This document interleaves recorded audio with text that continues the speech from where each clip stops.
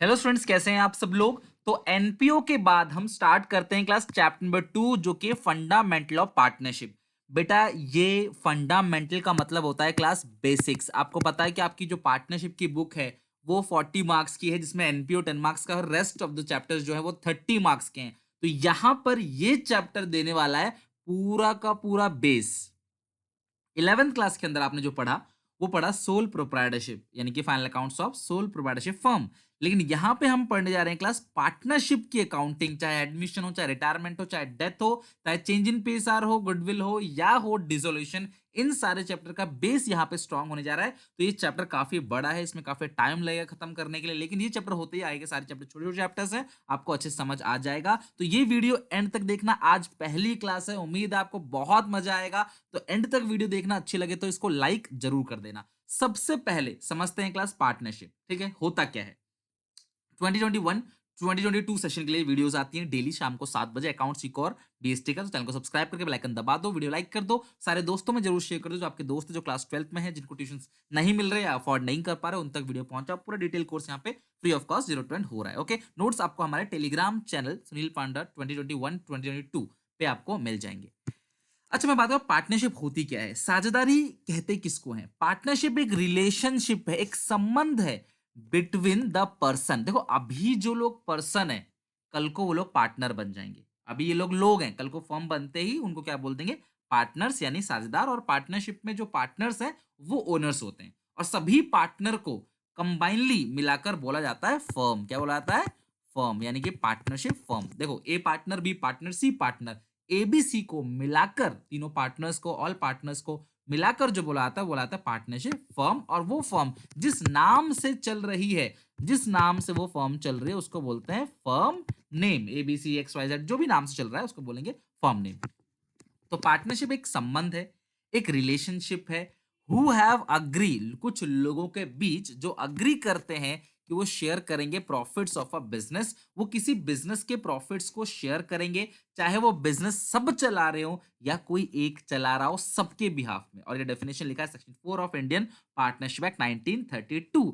तो यानी कि पार्टनरशिप एक संबंध है कुछ लोगों के बीच, जो सब लोग मिलकर बिजनेस चलाएं, चाहे क्लास कोई एक चलाए। जैसे मान लो ए बी सी तीन पार्टनर है, बी और सी बाहर रहते हैं, तो ए अकेले बिजनेस को चला रहा है, तब भी ये फर्म क्या कहलाएगी, पार्टनरशिप फर्म कहलाएगी। बी और सी भले ही बाहर है, लेकिन फिर भी बी और सी की लायबिलिटी है बिजनेस की गई हुई एक्टिविटीज पे। तीनों एक दूसरे के लिए क्लास लायबिलिटी क्रिएट करते हैं। तीनों एक दूसरे के एजेंट है और फर्म के भी एजेंट है। ठीक है, एजेंट समझते हो ना, उसके बिहाफ में जो काम कर रहा है। तो अगर ए ने कोई काम किया तो मानेंगे बी और सी ने भी उस काम को किया है, या बी और सी ने कोई काम किया तो मानेंगे ए ने कोई काम किया। अगर फर्म ने काम किया तो इसका मतलब पार्टनर्स ने भी काम किया है। सो डेफिनेशन आपको प्लीज याद रखना चाहिए, भूलना नहीं है। पार्टनरशिप क्या है क्लास, रिलेशनशिप कुछ लोगों के बीच, जो लोग क्या अग्री करते हैं कि हम प्रॉफिट्स का बंटवारा करेंगे। ऑब्वियस है, प्रॉफिट्स तो लिखा हुआ है, लेकिन लॉस होगा तो वो भी बांटेंगे, चाहे उस बिजनेस को कोई एक चला रहा हो, चाहे सब चला रहे हो। ऐसा नहीं कि कोई एक बाहर है, नहीं चला रहा, काउंटर पे नहीं बैठा, तो इसका मतलब ये नहीं कि वो पार्टनर नहीं है। ठीक है, वो भी पार्टनर है और बराबर हिस्सेदारी है उसमें।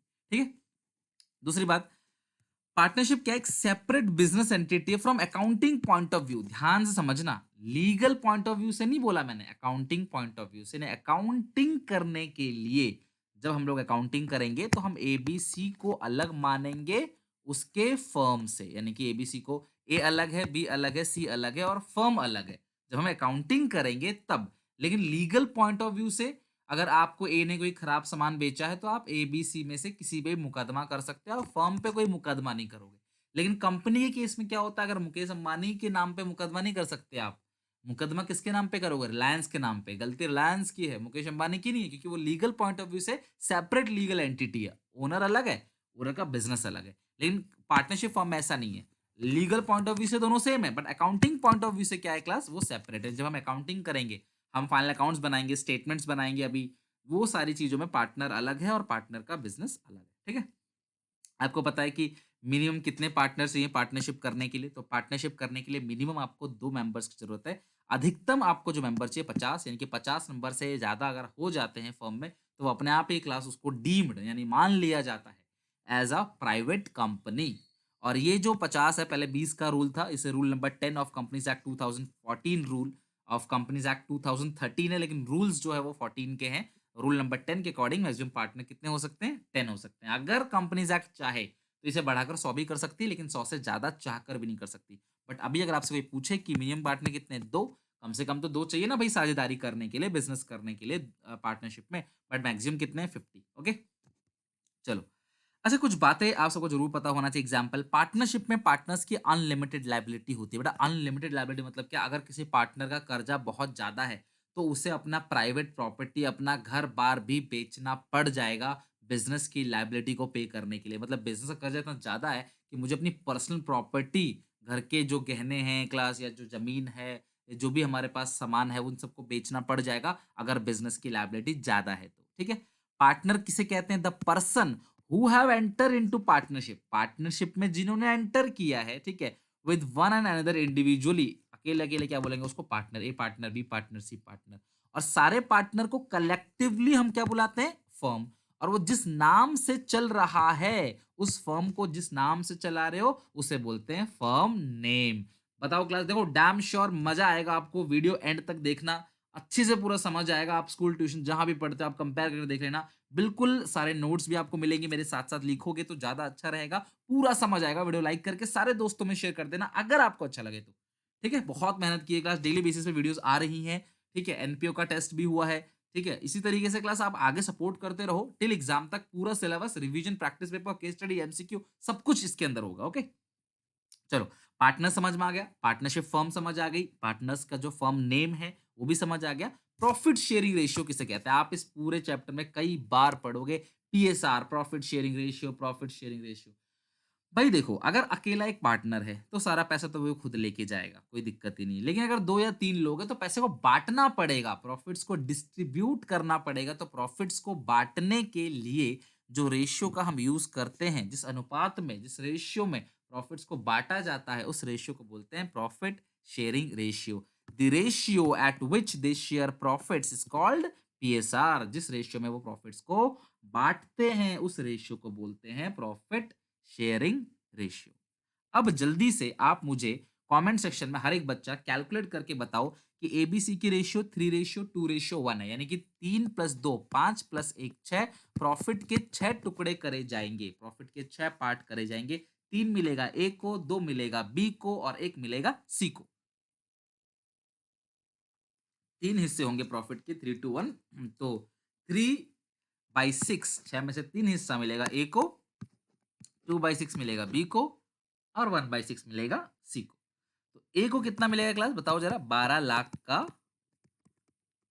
3/6। ये प्रॉफिट को बांटना, जनरली बच्चों को प्रॉफिट बांटना आना चाहिए, ठीक है? मैं एक चीज और भी सिखाऊंगा आपको, लगे हाथ, वो भी आपको आना चाहिए। 12 लाख का ये आ गया 1/6। तो मैं बताऊं क्या करता हूँ इसको, देखो मैं क्या करता हूँ, मैं आप 12 लाख को 6 से डिवाइड दे दो, कितना आ गया? 2 lakh. 2 into 3 6 lakh, 2 into 2 4 lakh, 2 into 1 2 lakh. मतलब बार बार इसको 6 से डिवाइड नहीं, एक बार 6 से डिवाइड देकर रख लो। जो भी फिगर है उसको 3 से करो मल्टीप्लाई, उसको 2 से करो, उसको 1 से करो मल्टीप्लाई, सिंपल। ओके, तो इस तरीके से कोई प्रॉफिट को बांटना है तो आप इस प्रॉफिट को बांट सकते हो।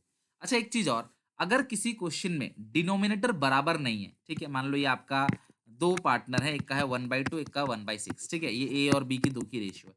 तो अगर कभी भी डिनोमिनेटर आपका बराबर ना हो तो रेशियो नहीं बन पाएगा। तो रेशियो बनाने के लिए डिनोमिनेटर को आपको इक्वल करना है। तो जो सबसे बड़ा होता है, ध्यान समझना, जो सबसे बड़ा होता है हमें वही नंबर लाना पड़ता है नीचे। तो ये सबसे बड़ा 6 है, तो मुझे 2 को भी 6 बनाना है। तो 2 को 6 कैसे बनाएंगे? 3 से मल्टीप्लाई करेंगे, लेकिन सिर्फ नीचे से काम नहीं बनेगा, आपको ऊपर नीचे दोनों जगह मल्टीप्लाई करना पड़ेगा। तो रेशियो क्या आ जाएगी? ए और बी की 3:1। ओके, ए और बी की जो रेशियो आएगी वो आएगी 3:1। और ध्यान रखना है कि अगर डिनोमिनेटर बराबर नहीं है तो आपको बराबर करना पड़ेगा। तो प्रॉफिट को 4 हिस्से करेंगे, 3 हिस्सा ए को दे देंगे और 1 हिस्सा दे देंगे बी को। इस तरीके से अगर कभी किसी क्वेश्चन में डिनोमिनेटर सेम ना हो तो आपको डिनोमिनेटर को मैच करना पड़ता है, सेम नंबर को मल्टीप्लाई, सेम नंबर को डिवाइड देकर। तो ये बेसिक चीजें पार्टनरशिप की, आई होप आपको समझ आ गया होगा अच्छे से, पार्टनरशिप क्या है, मिनिमम मैक्सिमम नंबर और कुछ बेसिक आइडिया। अब आते हैं क्लास जो इस टॉपिक का मेन कंटेंट है, पहले मैं कंटेंट लिखवा देता हूं फिर हम चलेंगे। तो आप हेडिंग डालो फटाफट, कंटेंट्स। इस चैप्टर के अंदर हम क्या क्या पढ़ने वाले हैं, ठीक है? हेडिंग डालो क्लास, कंटेंट क्या क्या पढ़ेंगे इस चैप्टर के अंदर। इसमें सबसे पहली चीज जो हम पढ़ेंगे वो है profit and loss appropriation account. Profit and loss जो हम आज पढ़ने वाले हैं, profit and loss appropriation account, profit and loss appropriation account. दूसरी जो चीज हम पढ़ेंगे क्लासेस के अंदर वो हम पढ़ेंगे calculation of interest on drawing, calculation of interest on drawing and interest on capital. ठीक है, इंटरेस्ट ऑन ड्राइंग और इंटरेस्ट ऑन कैपिटल। ठीक है, इंटरेस्ट ऑन ड्राइंग कॉमा लगा लो, interest on drawing, interest on loan and interest on capital, ये चीज पढ़ेंगे। तीसरा पढ़ेंगे partners capital account, partners capital account methods, partners के कैपिटल अकाउंट के मेथड्स। देन हम पढ़ेंगे class past adjustments, past adjustment. ये मोटा मोटी टॉपिक्स हैं ये सारे के सारे, इसके अंदर कुछ छोटे छोटे टॉपिक्स और भी देखेंगे, वो बहुत छोटे छोटे हैं तो उनको कंटेंट भी लिखना ठीक नहीं है। अगला है guarantee of profits, guarantee of profits. बेटा वेटेज की मैं बात करूं 10 मार्क्स, 10 नंबर तक का वेटेज है इस चैप्टर का, बिल्कुल एनपीओ की तरह। बिल्कुल लापरवाही मत करना, आपका ये पार्टनरशिप का पहला चैप्टर है, इट्स वेरी वेरी इंपॉर्टेंट, तो अच्छे से इसको आपने समझना है। ठीक है, तो यहाँ देखते हैं profit and loss appropriation account क्या है। ये क्लास ईयर एंडेड यानी साल के एंड में बनता है। एप्रोप्रिएशन का मतलब आप जान लो आज, डिस्ट्रीब्यूशन। एप्रोप्रिएशन का मतलब क्या है क्लास? डिस्ट्रीब्यूशन। ठीक है, यानी कि प्रॉफिट्स का बंटवारा। एप्रोप्रिएशन मतलब क्या होता है? Distribution. P and L appropriation मतलब कि प्रॉफिट एंड लॉस का डिस्ट्रीब्यूशन करेंगे। P and L appropriation account यानी प्रॉफिट एंड लॉस का बांटेंगे, हम उसको बंटवारा करेंगे। तो ध्यान से अच्छे से समझना क्लास क्या है ये, इसे बनाने की जरूरत क्यों पड़ती है, इसका फॉर्मेट। वैसे तो छोटा सा फॉर्मेट है, आपको आराम से लर्न हो जाएगा, लेकिन क्लास मैं आपको अच्छे से कहानी की तरह समझाऊंगा और फिर आपको लर्न कराऊंगा, आपको बहुत अच्छे से लर्न हो जाएगा। तो कहानी जो है शुरू होती है, ध्यान से मेरी कहानी को समझना आप, ठीक है। ए बी सी तीनों पक्के दोस्त हैं, क्लास 6 से तीनों साथ पढ़ रहे थे, इन्होंने 12th किया, बीकॉम किया और उसके बाद ये ग्रेजुएट हो गए। तो इस सिचुएशन में क्या है कि ए थोड़ा सा रिच फैमिली से बिलोंग करता है, ए थोड़ा अमीर है और अमीर फैमिली से बिलोंग करता है, इसके पास अच्छा खासा पैसा है। और बी और सी थोड़े से मिडिल क्लास या लोअर मिडिल क्लास कह सकते हो, तो इनको इतना पैसा इनके पास नहीं है, लेकिन है तीनों पक्के दोस्त, एक साथ पढ़े हैं। ठीक है, बी और सी पढ़ाई में बहुत तेज है एज कम्पेयर टू ए, और तीनों मिलके जो है अपना ग्रेजुएशन पोस्ट ग्रेजुएशन कंप्लीट कर लिया। अब ए कहता है बी और सी से कि दोस्त हम एक बिजनेस करते हैं, हम किसी कंपनी में क्या काम करेंगे, किसी के अंडर में जॉब क्या करेंगे, अपना खुद का बिजनेस चालू करते हैं। तो बी और सी कहते हैं अरे भाई खुद का कहाँ कर पाएंगे बिजनेस, तू ही तो अमीर है, तेरे पास इतना पैसा है, हम लोग तो यार गरीब हैं, हमारे पास इतना पैसा नहीं है, बिजनेस में तो कैपिटल चाहिए। कैपिटल क्या होती है? पूंजी, money invested in the business to start a business. Invest करते हैं बिजनेस में शुरुआत करने के लिए, वो तो है ही नहीं हमारे पास। ये कहता कोई बात नहीं यार, तुम जो पैसे बनते हैं वो लिया ना, पैसे मैं ज्यादा दे दूंगा। तो ए कहता मैं ले आऊंगा 10 लाख रुपए, और बी और सी जो है वो कहते हैं कि ठीक है हम लोग ले आएंगे 5-5 लाख रुपए, थोड़े पैसे हम भी लगा देंगे। तो इस तरीके से हम लोग मिलकर इकट्ठा कर लेंगे 20 लाख, और इस 20 लाख से हम क्या करेंगे? बिजनेस को स्टार्ट करेंगे, एरिया लेंगे, बिजनेस स्टार्ट करेंगे, सैलरी एम्प्लॉयज को देंगे, अपना स्टार्टिंग का सारा काम लगाएंगे, मशीन वगैरह जो भी काम करना है वो हम करेंगे। तो इन तीनों की पक्की दोस्ती, तो बोला प्रॉफिट को कैसे बांटेंगे? तो ए ने बोला भाई देखो तीनों दोस्त हैं तो बराबर बराबर प्रॉफिट को बांटेंगे। बेटा बराबर बराबर का मतलब क्या होता है? 1-1-1। अगर कोई बच्चा 2-2-2 लिखे तो भी बराबर बराबर ही है, तो ये अल्टीमेटली काट के क्या आ जाएगा? 1/2 1/2 1/2 ही आ जाएगा। 3-3 लिखोगे तो भी एक ही बात है, तीनों का 1-1-1 आएगा। इक्वल का मतलब क्या है? जो मिल रहा है तीनों को बराबर मिल रहा है। तो इस तरीके से हम प्रॉफिट्स को बांटेंगे। ए बी सी ने एग्री हो गया, ठीक है भाई चलो अच्छी बात है, हम अच्छे से काम करेंगे और मिलके अच्छा मुनाफा कमाएंगे। सब कुछ अच्छा चल रहा था, मुनाफा कमा रहे थे। आप आपको याद है आपने 11th क्लास में पी&एल अकाउंट बना रखा था ना, आपको 11th में याद होगा। उसमें जो नेट प्रॉफिट आता था, मान लो 3 लाख का आया, तीनों ने 1-1 लाख रुपए बांट लिया। धीरे-धीरे बिज़नेस ग्रो करने लगा, प्रॉफिट 30 लाख का हुआ, फिर 3 करोड़ का हुआ, धीरे-धीरे बिज़नेस तरक्की करने लगा और इनका बिज़नेस बहुत अच्छे से चलने लगा, तीनों बहुत अच्छे से मेहनत कर रहे थे, ठीक है? 20 लाख लगाया था लेकिन धीरे-धीरे करोड़ों के मालिक बन गए। अब हुआ क्या? ध्यान समझना, हुआ क्या? ए अमीर था तो ये अक्सर बाहर, कभी स्विट्जरलैंड, कभी पेरिस, कभी क्लास दुबई, अलग-अलग जगह जो है वो घूम रहा है, अपना एन्जॉय कर रहा है, बाहर जा रहा है। बिज़नेस के अंदर कम आता है कि भाई लोग हैं, काम करने वाले कर रहे हैं, बाकी बी और सी तो पढ़े लिखे समझदार हैं ही, कर रहे हैं, मैं अपना एन्जॉय करता हूँ। तो अक्सर कम आता था, ठीक है? बिज़नेस के अंदर कम आता था, आउट ऑफ कंट्री या आउट द स्टेट ऐसे ही रहता था। बी जो है एक मैनेजर की तरह बिजनेस में काम कर रहा था। जैसे एक मैनेजर होता है ना बिजनेस को मैनेज करने के लिए, तो बी भी एक मैनेजर की तरह ही बिजनेस में पूरा का पूरा बिजनेस संभाल रहा था, पूरा का पूरा बिजनेस जो है वो अच्छे से मैनेज कर रहा था, ठीक है। सी जो है एक सेल्स पर्सन की तरह, एक सेल्समैन होता है ना जो सेल्स करता है, बेटा सेल्समैन को बहुत मेहनत करनी पड़ती है सेल्स को बढ़ाने के लिए। लोग कई बार अच्छे मुँह बात भी नहीं करते हैं, सामान को बेचने के लिए बहुत मेहनत करनी पड़ती है, क्लाइंट बनाना पड़ता है, तो अलग-अलग जाके घूम फिर के सी सेल्समैन की तरह काम करता था। तो एक दिन सी आया बी के पास, बोला यार एक बात बताओ, ए अक्सर बिज़नेस के बाहर रहता है और हम जो है दोनों काम करते हैं। मैं एक सेल्स पर्सन की तरह काम करता हूँ, तो मुझे प्रॉफ़िट से हटकर क्या चाहिए, कुछ कमीशन चाहिए। सेल्स वालों को ना कमीशन मिलता है, जितनी सेल करते हैं, उसपे उसको 10%, 5%, 1% डिपेंड करता है क्या अमाउंट बेच रहे हो, तो उसपे क्लास इसको कमीशन चाहिए। तो सी कहता है भैया मैं एक्स्ट्रा काम कर रहा हूँ, तो मुझे एक्स्ट्रा कमीशन चाहिए। बी कहता है भाई बिल्कुल सही है, तो आप भी बताओ क्लास बात तो सही है। सी अगर एक्स्ट्रा कुछ कर रहा है तो उसको एक्स्ट्रा मिलना चाहिए, C he should get extra amount for that. And B कहता है यार मैं भी तो मैनेजर की तरह काम कर रहा हूँ, अगर तुम किसी मैनेजर को हायर करोगे तो उससे तनख्वाह दोगे, तो यार मैं तो मैनेजर की तरह काम कर रहा हूँ तो मुझे तो तनख्वाह दो कम से कम, मैं भी तनख्वाह दूंगा। तो बी और सी कहते हैं यार इस बात को सी से कहना पड़ेगा कि यार देख वो तो काम नहीं करता, उसने पैसा लाके छोड़ दिया, हम लोग मेहनत कर रहे हैं काम कर रहे हैं, तो हमें थोड़ा एक्स्ट्रा पैसे चाहिए। ठीक है, आप मुझे बताओ क्लास बी और सी का क्लेम, बी और सी का दावा सही है या गलत है? बिल्कुल सही है, बी और सी अपनी जगह बिल्कुल ठीक है। बी और सी सही कह रहे हैं कि उनको भैया सैलरी और कमीशन एक्स्ट्रा चाहिए। जो काम कर रहा है सैलरी के, जो एम्प्लॉयी वर्कर सॉरी जो पार्टनर वर्कर की तरह काम कर रहा है उसे सैलरी चाहिए और जो सेल कर रहा है उसे कमीशन चाहिए। तो ये आप जाते हैं दोनों मिलकर ए के पास। ए आता है, ए के घर जाते हैं, बैठते हैं, बातचीत करते हैं। ए से कहते हैं यार देखो, हमें प्रॉफिट बराबर-बराबर तो मिल रहा है तीनों को, उसमें हमें कोई दिक्कत नहीं है। बट यार हम थोड़ा ज़्यादा काम कर रहे हैं एज़ कम्पेयर टू यू, तो हमें थोड़ा एक्स्ट्रा अमाउंट चाहिए। ये शॉक हो जाता है बिल्कुल। ये कहता है अरे वाह! आज यही दोस्ती, यही प्यार, बीच में आ गई पैसों की दीवार। तो भैया एक बात बताओ, जब बिज़नेस शुरू किया हुआ था तब मैंने 10 लाख रुपए लगाए थे और जबकि तुम दोनों ने 5-5 लाख रुपए लगाए थे, तब भी हम तीनों प्रॉफिट्स को बराबर-बराबर बाँटते थे। तो यार मैंने तो ये नहीं कहा कि मैंने ज़्यादा पैसे लगाए तो मुझे अपनी कैपिटल पे इंटरेस्ट चाहिए। अगर तुम्हें सैलरी चाहिए, तुम्हें कमीशन चाहिए, तो भैया मुझे भी अपनी एक्स्ट्रा कैपिटल जो मैंने लगाई है, तो मुझे भी एक्स्ट्रा पैसे चाहिए। अगर मैं भी बिज़नेस में 5 लाख रुपए ही लगाता और 5 लाख रुपए बैंक में एफडी करा लेता या कहीं इन्वेस्ट कर देता, तो मुझे वहाँ से तो रिटर्न मिलता ही मिलता। तो मुझे यहाँ से रिटर्न क्यों ना मिले? भैया मुझे एक्स्ट्रा अमाउंट चाहिए। तो ये हो गई तीनों के बीच लड़ाई।